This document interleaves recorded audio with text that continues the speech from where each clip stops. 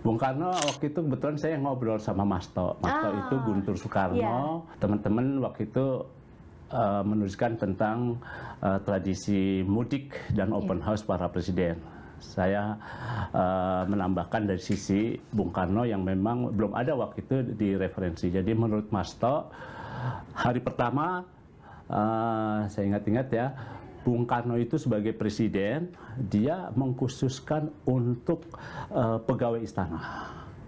Pegawai istana untuk berbuka bersalaman. Hari pertama. Halal bihalal ya Mas? Halal bihalal. Dan kenapa mereka, Masto sederhana menyatakan karena ya selama 1 tahun mungkin Bapak pernah salah. Akhirnya di Lebaran itulah minta maaf kepada para pegawai. Itu. Nah, habis bersalaman, karena situasi ekonomi ya waktu itu nggak ada jamuan seperti zamannya Pak SBY, zamannya Jokowi, zamannya Prabowo juga nanti kan ada makanan juga ya. Ini nggak ada. Jadi pegawai itu langsung pulang. Itu. Terus juga yang uniknya waktu masih ada bersama Bu Fatmawati, jadi Bung Karno, Bupat, Guntur dan adik-adiknya yang udah ngerti ya, Guntur terutama untuk bersalaman berima. Tapi ketika Bu Fatmawati meninggalkan Bung Karno dan tinggal di Sriwijaya, yang mendampingi Presiden Bung Soekarno adalah Guntur. Nah, hari kedua open house itu baru ditujukan untuk pejabat-pejabat. Nah, karena pejabat dibukalah ada hidangannya tuh, teh panas dan lain-lain, juga ada kacang dan ubi segala macam. Nah, baru hari ketiga Bung Karno mudik ke Blitar.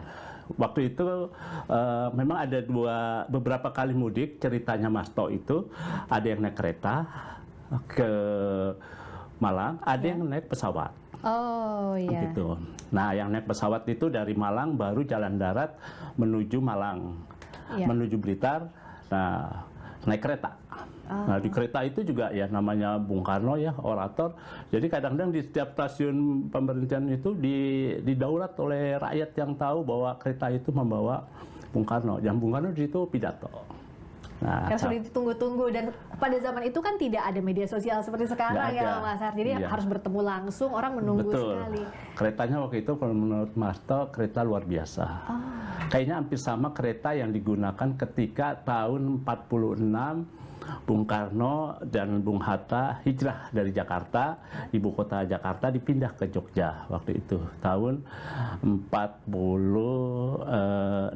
Oh, 46. Baru kembali lagi Bung Karno ke Jakarta tahun 49. Itu. Nah, Bung Karno selama mudik seminggu lamanya ya, dia ya selain bersilaturahmi dengan eyang ataupun keluarganya Bung Karno, juga dia sering ingat tuh, enak kalau pagi itu kita makan pecel, katanya. Pecel langganannya keluarga Bung Karno.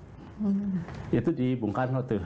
Oke. Nah, lalu untuk zamannya Presiden kedua Soeharto, kan pasti setiap presiden di tempat kelahiran atau di kediaman yang jadi pusat. Kalau Presiden Soeharto kita ingat di Cendana itu ya Mas ya. Betul. Semua datang sungkem ke Pak Presiden kedua Soeharto di sana. Karena Pak Harto itu kan sudah ke Jakarta ya. Begitu juga ibu kandungnya Butin ya, Eyang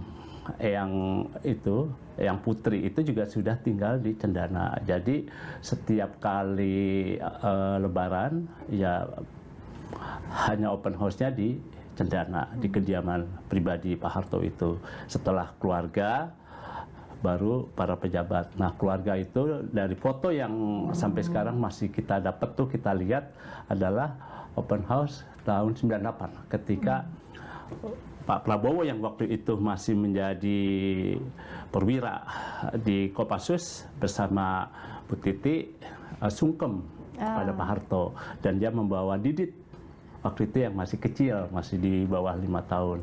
Itu Lebaran keluarga Pak Harto.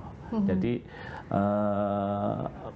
memang situasi politik mulai dari 68 setelah ditetapkan sebagai presiden, kan situasi politik memang harus membuat Pak Harto ada di ibu kota. Dan Ya. kebetulan dari sebelumnya, dari tahun 60-an, Pak Harto memang punya rumah di Cendana. Oke.